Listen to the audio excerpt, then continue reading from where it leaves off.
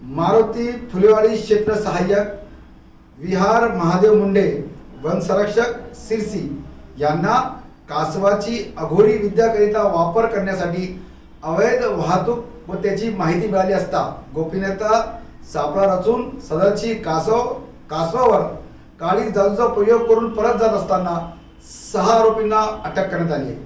त्यांच्याकडून 2 कासव 3 मोटरसायकल या मुद्देमालासह रंगेहात पकडण्यात आले। वरील 6 आरोपी विरुद्ध अधिनियम 1972 चे कलम 9, 39, 44, 49, 50, 51 नुसार गुन्हा नोंदवण्यात आला आहे।